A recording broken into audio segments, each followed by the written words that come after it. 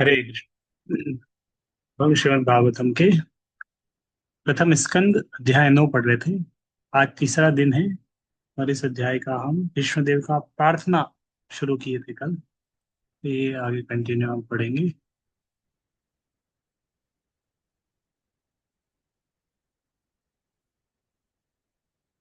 तो Vishnudev final moments, your first prayer to the supreme lord. तो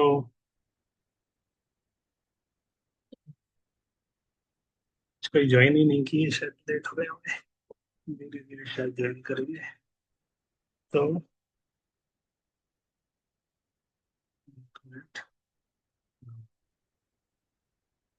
तो भीष्मदेव फाइनल मोमेंट्स हम पढ़ेंगे। विष्णुदेव की प्रार्थना अभी शुरू कर रहा है। He offers prayers to the Supreme Lord। और भगवान को प्रार्थना शुरू करेंगे।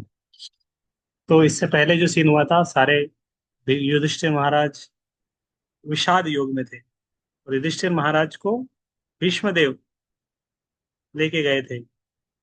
और भगवान कृष्ण भीष्मदेव के पास लेके गए थे। और भीष्मदेव उस समय डेथ बेड पर थे महाभारत के युद्ध में। और सब वहां पर एकत्रित हुए। भीष्मदेव ने सबका स्वागत किया अच्छे शब्दों के साथ। और भीष्मदेव फिर बोलना शुरू किए। भगवान कृष्ण की महिमा गान किया उन्होंने। भीष्मदेव ने भगवान कृष्ण का महिमा गान किया। और इस तरह बताया कि ये सब काल के फेर में हो रहा है। और ये काल को चलाने वाला कौन है? यही है, कृष्ण। यही काल इसके नियंत्रण में है। तो कृष्ण के बारे में बताया कि ये सुप्रीम नारायण है। उसके बाद भीष्मदेव भगवान कृष्ण ने युधिष्ठिर महाराज से बोला था, कुछ प्रश्न पूछो इनसे, कुछ प्रश्न पूछ लो, तुम्हारे मन में कुछ प्रश्न है पूछ लो इनसे। तो भीष्मदेव से प्रश्न पूछते युधिष्ठिर महाराज, वर्णाश्रम के बारे में, ब्राह्मण का क्या कर्तव्य है, क्षत्रिय का क्या कर्तव्य है, और राजा का क्या कर्तव्य है, कैसे शासन करना चाहिए इस तरह। तो भीष्मदेव सारे प्रश्नों का उत्तर देते हैं। उसके बाद भीष्मदेव भगवान से बोलते हैं, भगवान आप अभी जाइएगा नहीं, अभी यहीं रुकिएगा। मैं चाहता हूँ आप अंतिम क्षण तक, मेरे अंतिम प्राणों के अंतिम क्षण तक आप मेरे साथ में रहें। इस तरह भीष्मदेव प्रार्थना शुरू करते हैं। तो 32 नंबर श्लोक से भीष्मदेव की प्रार्थना शुरू हुई थी। तो 32 वाला श्लोक हमने पढ़ा था। तो उसमें उन्होंने बोला था कि विश्वदेव बोल रहे कि मेरी जो मति है, जो सोचने की, अनुभव करने की जो क्षमता है, अलग अलग विषय के प्रति वृत्तियों के अधीन है।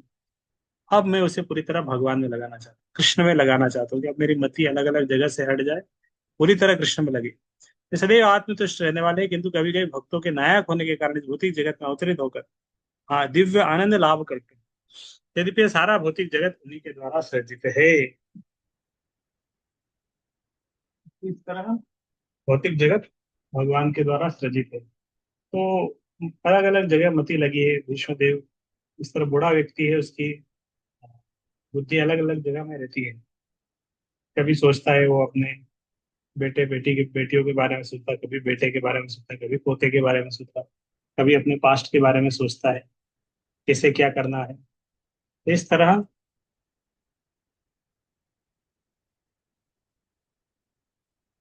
वो सोचता रहता है। और फिर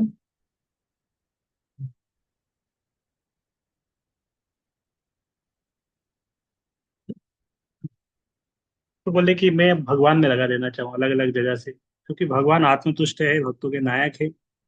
दिव्य आनंद का लाभ करते हैं भक्त लोग उनके संग में रह के। बहुत ही जगह उनके द्वारा सृजित है। फिर भगवान के दिव्य रूप को, कि भगवान को देख रहे हैं विश्व पितामह, तो भगवान को जब देख रहे हैं तो भगवान के रूप का वर्णन कर रहे हैं। श्री कृष्ण अर्जुन के घनिष्ठ मित्र है। वे इस धरा पर अपने दिव्य शरीर सहित प्रकट हुए, जो तमाल वृक्ष सदृश नीले रंग का है। उनका शरीर तीनों लोकों, उच्च मध्य तथा अधोलोक में हर एक को आकृष्ट करने वाला है।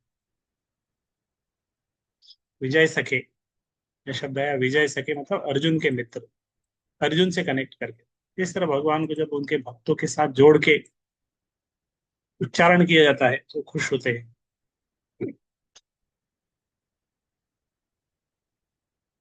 तो इस तरह बोले भगवान का ये दिव्य जो रूप है, चमचमाता पीताम्बर है, चंदन चढ़ते मुकुंद है, मेरे आकर्षण का विषय बने। हमारे आकर्षण के अलग अलग बहुत सारे विषय हैं। विश्वदेव बोलते हैं कि अब भगवान आपका रूप ही मेरे आकर्षण का एक विषय है। मैं किसी प्रकार के फल की इच्छा न करूं। युद्ध क्षेत्र में जहां मित्रता श्री कृष्ण अर्जुन के साथ रहे थे, भगवान कृष्ण के लहराते केश घोड़ों की टोपों से उठी धूल से धूसरित हो गए थे तथा श्रम के कारण उनका मुखमंडल पसीने की बूंदों से भीग गया। मेरे तीक्ष्ण बाणों से बने घावों से इन अलंकरणों की शोभा उन्हें अच्छी लग रही थी। मेरा मन उन्हीं श्री कृष्ण के पास चले।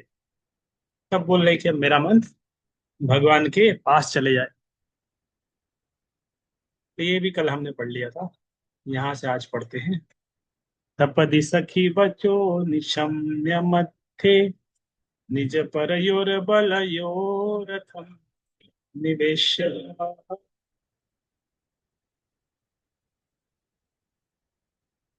तो बोल रहे हैं कि सपति, सपति मतलब युद्ध भूमि। हमेशा भगवान कृष्ण युद्ध भूमि में थे। भीष्म पितामह भी युद्ध भूमि में थे। दोनों दो अलग अलग इसमें थे। और सखी वचो मित्र का आदेश सुनकर, सपदि सखी वचो निशम्य मध्य, निशम्य मतलब सुनकर, मध्य मतलब दोनों सेनाओं के बीच में लेके गए। निज परयोर बलयो रथम निवेश, निज परयो बलयो रथम निवेश। तो भगवान श्री कृष्ण ने क्या किया, दोनों सेनाओं के बीच में रथ को लेके गए और निज परयोर बलयो रथम निवेश, स्थितवती पर सैनिका आयु रक्षण, मतलब उन्होंने अपनी शक्ति से दुर्योधन के सैनिका के बीच में प्रवेश और स्थित होकर उन्होंने अपनी कृपापूर्ण चितवन से स्थितवती पर सैनिका आयु रक्षण, दूसरे दूसरे दल के सैनिकों की आयु को कम कर दिया, उनकी आयु हर ली, उनकी आयु को कम कर दिया, आयु कम कर दी उस पार के वालों। ऋतवती पार्थ सखे रतिर ममास्तु, यह सब शत्रु पर उनके दृष्टिपात करने मात्र से ही हो गया। मेरा मन उन श्री कृष्ण में स्थिर हो। भगवत गीता में अर्जुन ने अच्युत भगवान श्री कृष्ण को आज्ञा दी कि वे उस रथ को सैनिकों के व्यूह के बीच में ले चले। उसने उन्हें आज्ञा दी कि वे वहां तब तक ठहरे जब तक युद्ध में आए हुए इन शत्रुओं का निरीक्षण पूरा था। तो अर्जुन निरीक्षण करना चाहता था, इसलिए बोला रथ को बीच में लेके चले। तो भगवान ने झट से वैसा कर दिया। अर्जुन बोलता था, अर्जुन आदेश देता था, भगवान आदेश का पालन करते थे। भगवान ने विपक्षी दल के सभी महत्वपूर्ण व्यक्तियों की ओर संकेत कर दिया, ये रहे भीष्म, ये रहे द्रोण, ये सब तुमसे युद्ध करने आए हैं। इस तरह भगवान भक्त वत्सल है, अपने भक्त के लिए रथ चला रहे हैं उसका। उनके आयु को क्षीण कर दिया।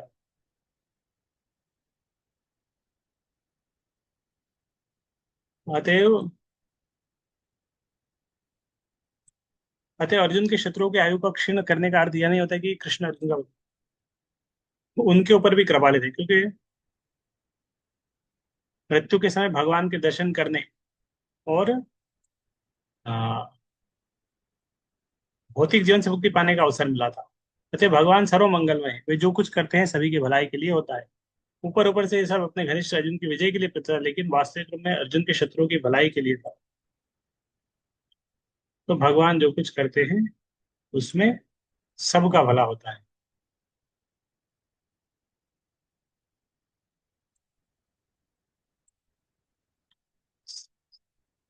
सबका भला हो। जो मृत्यु के समय भगवान का दर्शन कर रहा था, मृत्यु के समय जिसने भगवान का दर्शन किया उसकी सदगति हो गई। भगवान का दर्शन करना चाहिए मृत्यु के समय, और किसी का दर्शन करने से ज्यादा लाभ नहीं। व्यवहित प्रतनामुखं निरीक्ष्य स्वजनवद वाप्यश्य। तो व्यवहित, व्यवहित दूर खड़े, प्रतनामुखम निरीक्ष्य, उस पार के जो सैनिक है दूर खड़े हैं, उनके मुखमंडल का निरीक्षण किया। जो जो सैनिक मरते समय भगवान कृष्ण का दर्शन किया, स्वजन वधाद विमुखस्य दोष बुद्धिया, उनके दोष बुद्धि को भगवान ने हर दिया। कुमतिम हरम अदात्म विद्याय शरण रति परमश्य तस्य में अस्तु। जब युद्ध क्षेत्र में अर्जुन के अपने समक्ष सैनिकों तथा सैनिकों को देखकर अज्ञान से कलुषित हो लग रहा था। तो भगवान ने उसके ज्ञान को दिव्य ज्ञान प्रदान करके समूल नष्ट कर दिया। अमूल अर्जुन युद्ध नहीं करना चाहता था, पीछे हटना चाहता, अज्ञान आ गया था उसके अंदर। तो भगवान ने क्या किया, उसके अज्ञान को हर लिया। उसके चरण कमल सदैव मेरे आकर्षण के लक्ष्य बने रहे।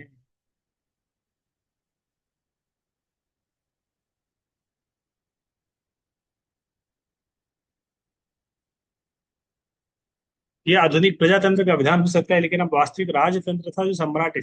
पहले के समय युद्ध होता था, जो सेनापति है, जो राजा है, वो सबसे आगे रहते थे युद्ध में। अभी वो सबसे पीछे रहते हैं, भाग जाते हैं, इसी स्थिति में बचना होता है। तो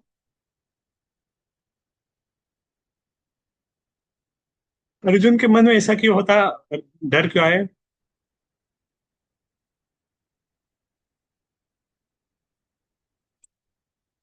तो अर्जुन पीछे क्यों हटना चाह रहा था? हाँ, भगवान का दयालु भक्त होने के कारण यह स्वाभाविक था कि उसे सांसारिक वस्तुओं से वैराग्य हो। इसलिए उसने युद्ध किया कि वो युद्ध नहीं करा।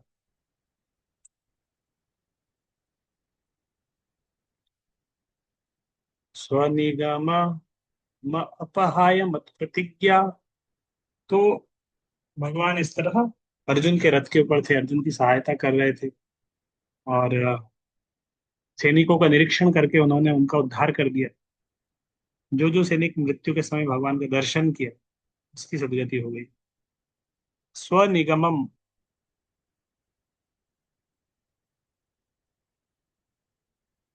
तो उनकी जो सत्य निष्ठा, अपहाय, निरस्त करने के लिए, मत प्रतिज्ञा, मेरी प्रतिज्ञा।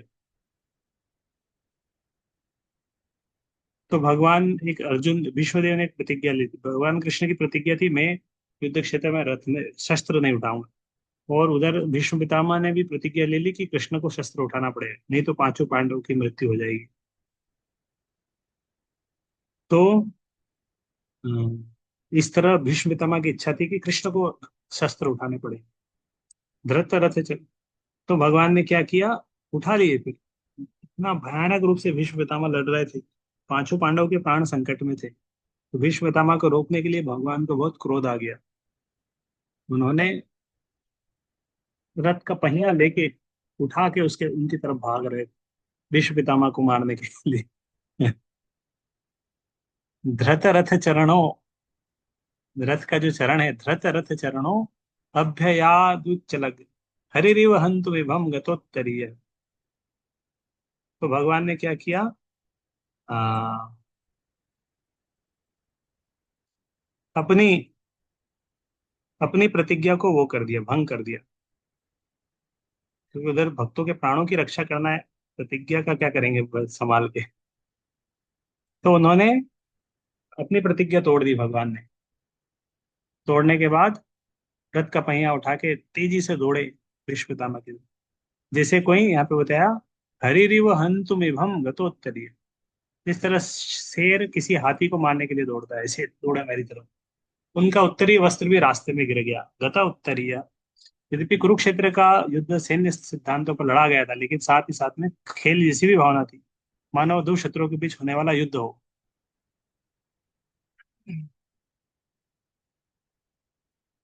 तो दुर्योधन ने वो किया था, भीष्मदेव के ऊपर वो उठाया था कि वो युद्ध नहीं कर रहे अच्छे से। तो क्षत्रिय युद्ध के अंदर अपमान सहन नहीं सकता। तो भीष्मदेव के कि अगले दिन पांचों पांडवों का वध कर देंगे। उन्होंने हथियार दिए, बोले ये 5 बाण है, दुर्योधन तुम संभाल के रखो। लेकिन अगले दिन वो अर्जुन ने वो उनसे ले लिए, दुर्योधन से वो तीर ले लिए वापस। भीष्मदेव ने प्रतिज्ञा की कि अगले दिन कृष्ण को अस्त्र उठाना ही पड़ेगा। तो भीष्मदेव इस तरह प्रतिज्ञा ले ली। और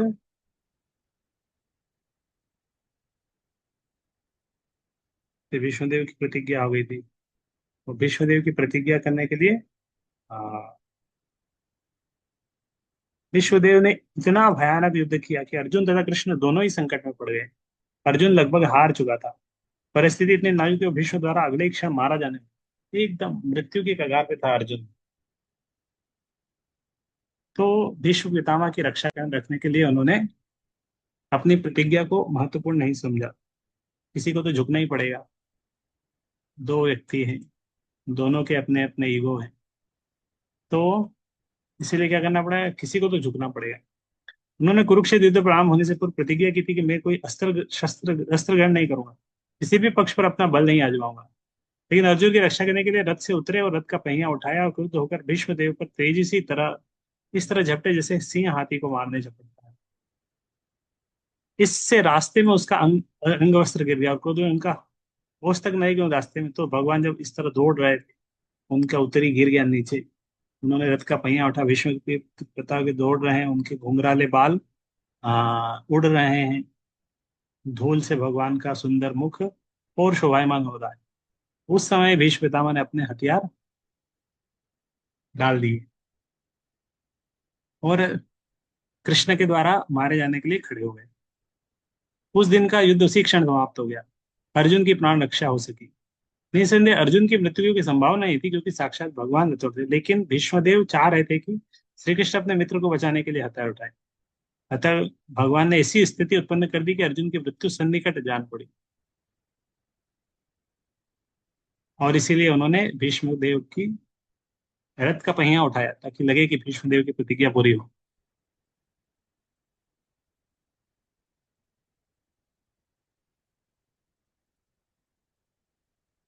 तो भीष्मदेव ने उस तरफ हाथ दिया। उस दिन का युद्ध वहीं पर समाप्त हो गया। उस दिन का युद्ध वहीं पे समाप्त हो गया था। फिर नेक्स्ट श्लोक। शीत विषित खह तो विशीर्ण दंश क्षतज परिप्लुत आतताइनो में प्रसभ शीत। और इन्होंने क्या किया था, भीष्म पितामह ने, युद्ध हो रहा था, युद्ध में तो बाण लगते हैं। तो अर्जुन, ऐसा नहीं भीष्म पितामह अर्जुन को ही तीर मार रहे थे।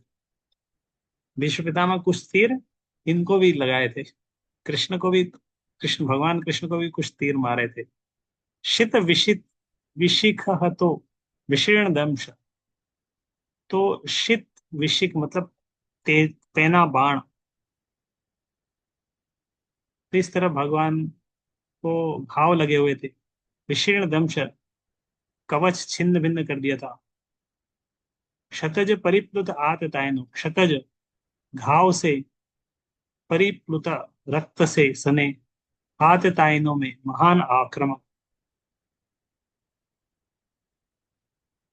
और प्रसभ, हम बहुत क्रोधित हो गए थे भगवान। मद बदहार्थम, मेरे मुझे मारने के लिए। क्योंकि भीष्म पितामह ने भगवान कृष्ण को भी कुछ तीर मारे, उनके शरीर में भी तीर लगे, उनके शरीर से भी खून बह रहा था, उनके कवच को भी तोड़ दिया था। अर्जुन को तो मार रहे थे, कृष्ण को भी मार रहे थे। तो भगवान कृष्ण को भी भीष्म पितामह ने छोड़ा नहीं था। भीष्म पितामह, कृष्ण, अर्जुन दोनों के प्राण संकट में थे। तो भगवान ने फिर क्रोध से रथ का पहिया उठा मैं, और क्रोध से रथ का पहिया उठा के भगवान दौड़े उनकी तरफ। उनकी तरफ, भीष्म पितामह की तरफ। भगवान श्री कृष्ण जो मोक्ष के दाता है, मेरे अनंतिम गंतव्य हो, युद्ध क्षेत्र में उन्होंने मेरे ऊपर आक्रमण किया, मानो वे मेरे पेने बाणों से घने घावों के कारण क्रुद्ध हो गए। उनका कवच छितरा गया था और उनका शरीर खून से सना था।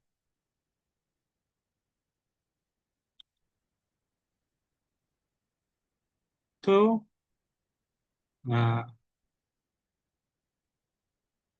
इस तरह भक्त, भगवान और भक्त के बीच में एक तरीके से युद्ध ही हो रहा है।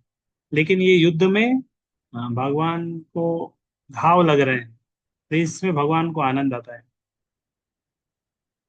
तो भगवान शत्रु के वेश में भी सेवा ग्रहण करते हैं। परम पूर्ण होने के कारण भगवान अपने भक्त की शत्रु वेश में भी सेवा ग्रहण कर देते।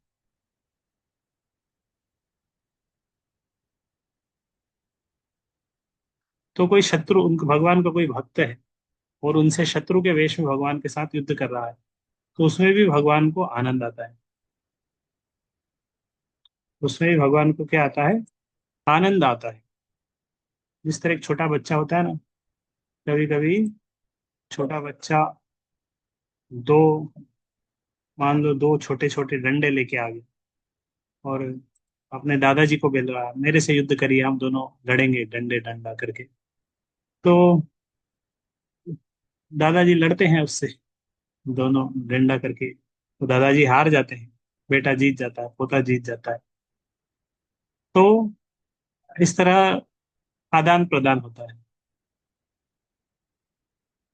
विजय रथ कुटुंब आततोत्रे धृत हय रश्मिनि शश्रिये क्षणीये भगवती रतिरस्तु मे मुमुर्षो यरमिह निरीक्ष हतागतः स्वरूप। तो यहाँ पे इस तरह ये आया है कि अ, भीष्मदेव उनको वो कर रहे थे, विनाश कर दिया। रक्त से सने घाव लेकर भीष्मदेव के समक्ष आने की आवश्यकता नहीं थी, तो लेकिन उन्होंने ऐसा किया, यह योद्धा भक्त अपने द्वारा उत्पन्न घाव से सुशोभित भगवान के दिव्य सौंदर्य का दर्शन करना चाहता। तो भगवान को घाव देना भी एक तरह से उनकी तरफ से सेवा है। हम भगवान को फूल अर्पण कर रहे हैं, भगवान खुश हो गए, फूल अर्पण किया। भीष्मदेव घाव दे रहे थे, लेकिन भगवान उनके घाव को भी एक्सेप्ट कर रहे थे, सुशोभित हो रहे थे भगवान उनके भक्त द्वारा घाव से, सौंदर्य उनका बढ़ रहा था।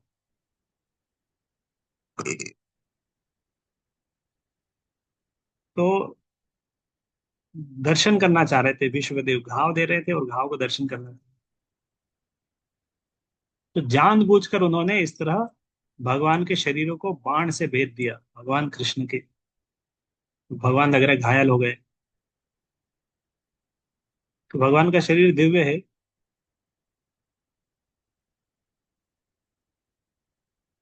तो अम, तो ये उनके बीच में एक प्रेम का आदान प्रदान है। तो शत्रु नहीं थे भीष्मदेव, लेकिन उनके बीच में एक प्रेम का संबंध था। वो प्रेम के संबंध में युद्ध भी होता है। तो कृष्ण चाहते तो उनका वध कर देते, कृष्ण कितने सारे असुरों का वध किया, किया नहीं, लेकिन उन्होंने रथ का पहिया उठाया जरूर। हाँ, लेकिन किया कुछ नहीं, भगवान कृष्ण ने कुछ भी नहीं किया। इसमें नीचे चल के एक उदाहरण भी दे रहे हैं, एक आचार्य का उदाहरण आ रहा है नीचे में। किस तरह एक प्रेमी दूसरे प्रेमी से पास विघ्न बाधाओं की परवाह न करते हुए बढ़ता है। ऊपरी तौर से उनका संकल्प भीष्मदेव को मारने का था, लेकिन वास्तव में अपने महान भक्त को प्रसन्न करना चाह रहे थे।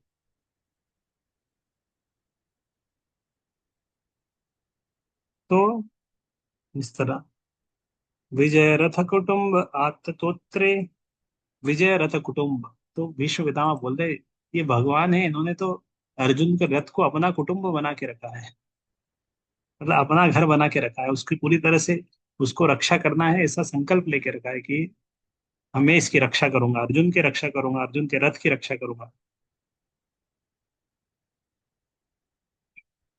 और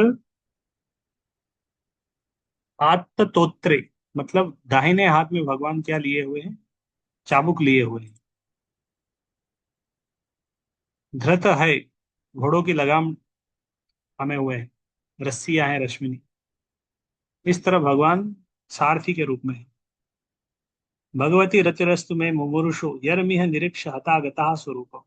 भीष्म पितामह वो स्वरूप का ध्यान कर रहे हैं। क्योंकि अभी मृत्यु आ गई इनकी, मृत्यु आने वाले, प्राण त्यागने वाले, इनके पास क्या है, हाँ, इसका वरदान है। हाँ, इच्छा मृत्यु का वरदान है विश्व पितामह के पास। और इच्छा मृत्यु के वरदान को वो करने के लिए, इच्छा मृत्यु के वरदान को, हाँ, अभी पूरा करने वाले हैं। भगवान सामने है, इतना अच्छा समय के साथ। तो मृत्यु के समय वो बोले कि अब मेरा चरम आकर्षण केवल भगवान का कुटुंब श्री कृष्ण ही हो, और पूरी तरह मैं अपना ध्यान सारथी कृष्ण में लगाना चाहिए। कृष्ण के बहुत सारी लीलाएं, बहुत सारे स्वरूप हैं, लेकिन ये कौन से उसमें लगा रहे हैं, सारथी के रूप में, भगवान के रूप में कहता है, अर्जुन के सारथी के रूप में। जो अपने दाहिने हाथ में चाबुक लिए हैं, बाएं हाथ में लगाम की रस्सी थामे हैं, सभी प्रकार से अर्जुन की रक्षा करने के प्रति अत्यंत सावधान है। तो भगवान अर्जुन की रक्षा करने के लिए अत्यंत सावधान थे। होना नहीं चाहिए कुछ रथ को। जिन लोगों ने कुरुक्षेत्र के युद्ध से में उनका दर्शन किया, उन सभी ने मृत्यु के बाद अपना स्वरूप प्राप्त किया। भगवान शुद्ध भक्त निरंतर हृदय में भगवान की उपस्थिति का दर्शन करता है, क्योंकि प्रेममयी सेवा के द्वारा भगवान से वह दिव्य रूप से संबंधित रहता है। ऐसा शुद्ध भक्त भगवान को क्षण भर के लिए भी नहीं भूलता। यही समाधि है, क्योंकि अपने इंद्रियों को अन्य समस्त व्यापारों से हटाकर एकाग्र में लगाने का प्रयास करता है। तो इस तरह वो बोल रहे हैं कि अब मैं पूरी तरह भगवान के रूप ही मेरा चरम आकर्षण है।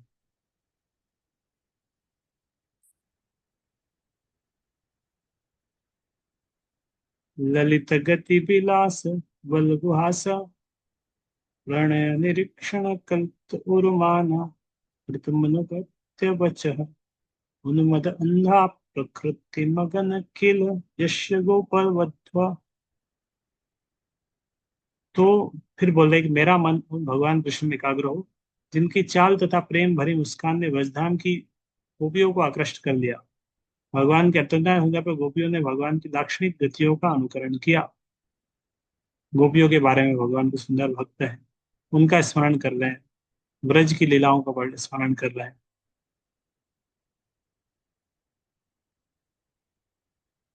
और नेक्स्ट स्मरण कर रहे हैं, मुनिगण नृपवर्य संकुले अंतः।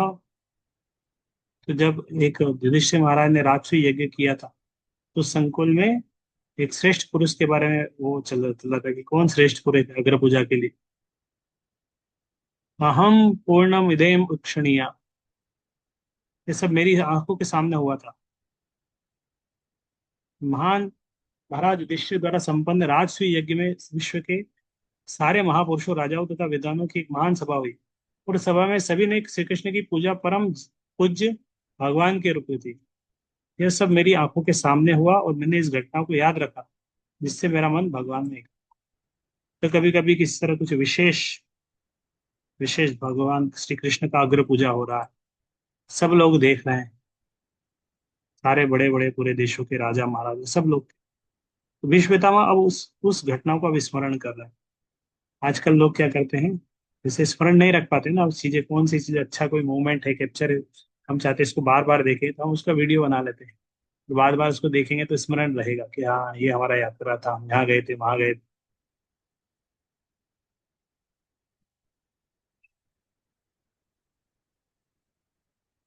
तो इस तरह राजसूय यज्ञ के बारे में थोड़ा वर्णन आ रहा है। अब विश्व पितामह अपनी प्रार्थना को रोकते हुए प्राण त्यागने के उस कगार पर।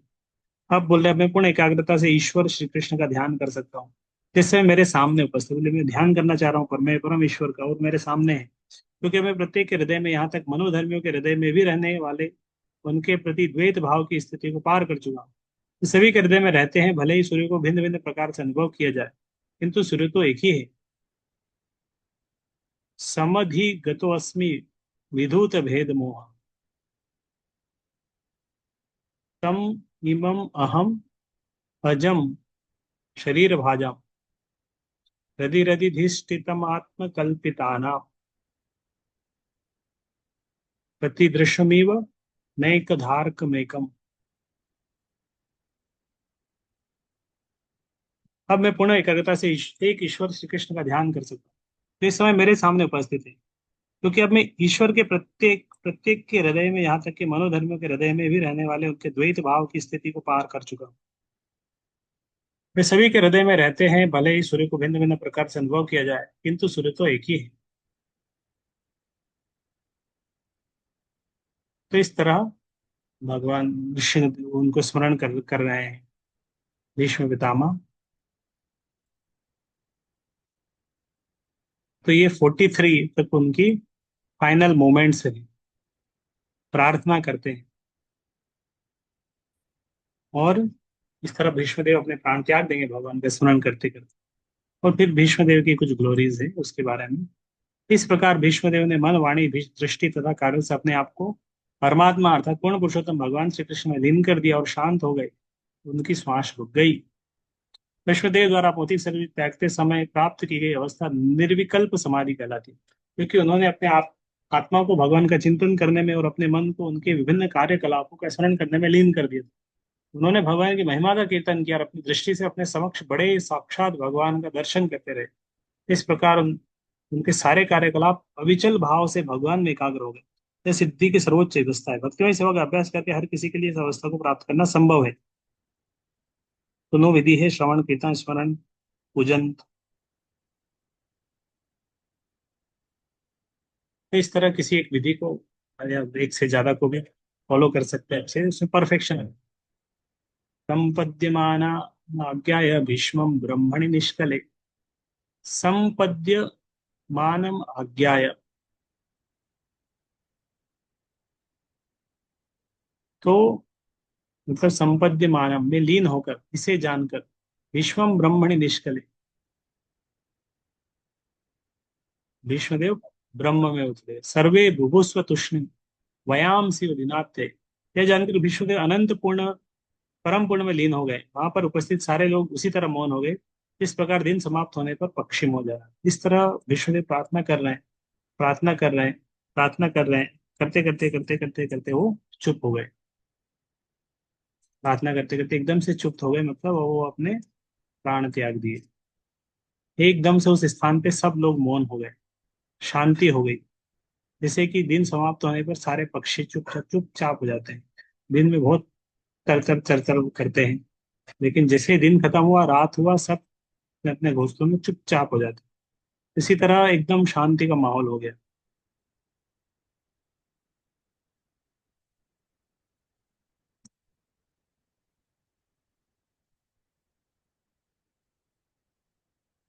तो भगवान अपने समस्त अंशों द्वारा उसी तरह सेवित है जिस प्रकार पूरी मशीन अपने कल पुर्जों से।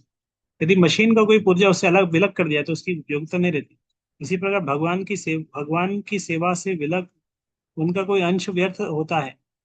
भौतिक जगत में जितने भी जीव हैं, सारे परम पूर्ण से पृथक हुए अंश हैं। वे मूल अंशों के तुल्य महत्वपूर्ण नहीं रह जाते। तथापि कुछ जीव अधिक जुड़े हुए होते हैं जो नित्य मुक्त हैं। भगवान की भौतिक शक्ति, जिस दुर्गा शक्ति या बंदी ग्रह की अध्यक्षता कहा जाता है, सारे छितराए हुए अंशों का भार ऊपर तक ले जाती है। इस प्रकार ये जीव प्रकृति के नियमानुसार बद्ध जीव बताते हैं। इस जीव का अभ्यास, जीव आध्यात्मिक जिज्ञासा जगती है। आध्यात्मिक जिज्ञासा ब्रह्म जिज्ञासा कहलाती है। प्रमुख रूप से ब्रह्म जिज्ञासा ज्ञान वैराग्य भगवत भक्ति से सफलीभूत होती है। ज्ञान का अर्थ है परम ब्रह्म अर्थात पूर्ण विषय प्रत्येक वस्तु का ज्ञान। तीसरा भीष्म पितामह उपरांत है। तत्पश्चात मनुष्य देवताओं ने सम्मान में नगाड़े बजाए, निष्ठावान राजाओं ने सम्मान तथा आदर प्रदर्शित किए। आकाश से पुष्पों की वर्षा होने लगी। विश्वदेव प्राण त्याग दिए, भगवत धाम जा रहे हैं। देवता लोग नगाड़े बजा रहे हैं, राजाओं ने सम्मान की आदर्श प्रदर्शित किया, पुष्प वर्षा होने लगी।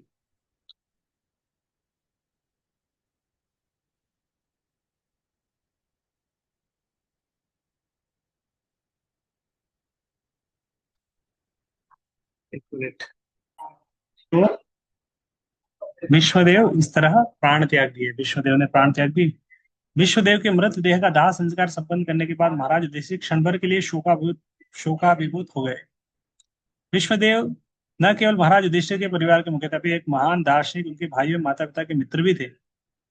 क्योंकि सबसे ज्येष्ठ युधिष्ठिर समेत 5 पांडवों के पिता महाराज पांडु मर चुके थे। भीष्मदेव ही पांडवों के सर्वाधिक वत्सल पितामह, विधवा पुत्र वधु कुंती देव के संरक्षक। लेकिन उनका स्नेह सबसे ज्येष्ठ दुर्योधन आदि अपने सुपुत्रों की ओर अधिक था। अंततः पांचों पितृहीन भाइयों को हस्तिनापुर राज्य के अधिकार से वंचित रख लिया। तो भीष्मदेव हमेशा उनकी रक्षा करते थे, पांचों पांडवों को, उनको किसे ज्यादा फैसिलिटी दिया जाए। लेकिन भीष्मदेव अगेंस्ट में भी नहीं जाते थे राजा के, इसीलिए वो सहन भी करते थे बहुत कुछ। भीष्मदेव महाराज युधिष्ठिर के प्रति निष्कपट भाव से अपने अंतिम क्षण तक शुभ चिंतक, पितामह, मित्र तथा दार्शनिक बने रहे। तब समस्त मुनियों ने वहां पर उपस्थित भगवान श्री कृष्ण का यशोगान हुए वैदिक मंत्रों से किया। फिर भगवान कृष्ण को सदा के लिए अपने हृदय में धारण करके अपने अपने आश्रमों को लेट गए। इस तरह बाकी सबने भी एक अच्छा लेसन सीखा, किस तरह प्राण त्यागना चाहिए, मृत्यु किस तरह होना चाहिए, किस तरह शरीर। तो सबने विश्व पितामह के जीवन से एक लेसन सीख के सब अपने अपने वापस गए। भगवान अपने भक्तों के मध्य यही मधुर संबंध होता है। भगवान के लिए अनन्य प्रेम भक्ति के कारण भक्तगण उन्हें सदा अपने अंदर रखते हैं। तथा युधिष्ठिरो गत्वा स कृष्णो गजा प्रियम पितरम सात्वमयामास गंधारीं च तपस्विनीम्। तत्पश्चात महाराज युधिष्ठिर भगवान श्री कृष्ण के साथ तुरंत ही अपनी राजधानी हस्तिनापुर गए। वहां अपने ताऊ धृतराष्ट्र अपनी ताई तपस्विनी गांधारी को ढांढस बंधाया, क्योंकि अभी इन्होंने प्राण त्याग दिए, वो दुखी थे। पहले ही धृतराष्ट्र और दुखी हो गए, अब वो भी चले गए, विश्व पितामह भी अभी नहीं रहे। तो तपस्विनी की भांति गांधारी एक बहुत विश्व गांधारी का चरित्र वैसे बहुत बड़ी तपस्या की उन्होंने। पत्नी का कर्तव्य कि पति का 100% अनुगमन करे। गांधारी इतनी पति प्राण थी कि पति के निरंतर अंधत्व में उनका अनुगमन करती रही, अपने कार्यों से महान थे। इसके अतिरिक्त अपने 100 पुत्रों पुत्रों के सामूहिक वध से उन्हें अवश्य ही गहरा आघात लगा, जो किसी भी स्त्री के लिए दुस्तर है। फिर भी सब कुछ सहन किया उन्होंने। तत्पश्चात परम धर्मात्मा राजा महाराज युधिष्ठिर ने अपने ताऊ द्वारा प्रतिपादित तथा श्री कृष्ण द्वारा अनुमोदित राज नियमों के सिद्धांत अनुसार साम्राज्य का संचालन किया। महाराज युधिष्ठिर मात्र कर संग्रह करता न थे, राजा के कर्तव्य के प्रति सदैव सचेष्ट रहे। ऐसा नहीं बस टैक्स लेना है, कर्तव्य भी करते थे राजा का, देखभाल करते थे प्रजा की, दृढ़ता से पालन करते थे। जो जो भीष्म पितामह इंस्ट्रक्शन दिए थे, आदेश दिए थे, उसके अनुसार युधिष्ठिर महाराज एक आदर्श राजा के रूप में कार्य करते थे। महाराज युधिष्ठिर आदर्श राजा थे। महाराज युधिष्ठिर जैसे प्रशिक्षित राजा के अधीन एक राजतंत्र सर्वश्रेष्ठ सरकार है, जो आधुनिक गणतंत्रों या सरकारों से कहीं श्रेष्ठ है। इस कली में अधिकांश लोग जन्मजात शूद्र हैं, जो निम्न कुल में उत्पन्न हुए हैं, जो ठीक से प्रशिक्षित नहीं होते, जो भागे तथा कुसंग उड़ाते, उन्हें जीवन के परम उद्देश्य का पता ही नहीं। अतएव उनके द्वारा किए गए मतदान का कोई महत्व नहीं। तो ऐसे गैर जिम्मेदार मतों द्वारा चुने गए प्रतिनिधि भी महाराज देश के समान जिम्मेदार नहीं। तो जो मैक्सिमम लोग ही कम बुद्धिमान हैं, तो कैसे कोई अच्छा व्यक्ति चुन कर सकते हैं।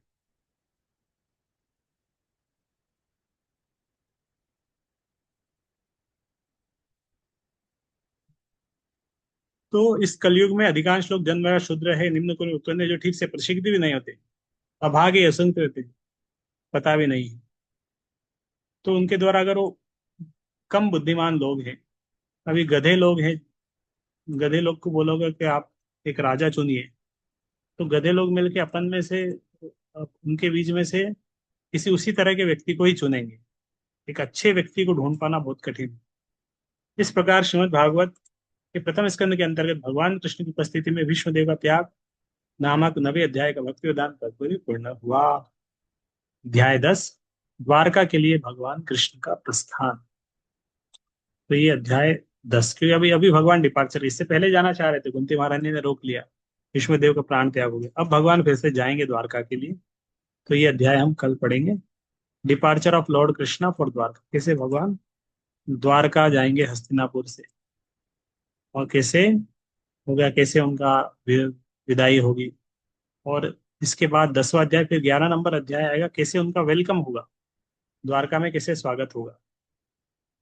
तो एक अध्याय 10 नंबर द्वारका से विदाई, 11 नंबर है। एक है हस्तिनापुर से विदाई, दूसरा है द्वारका में वेलकम।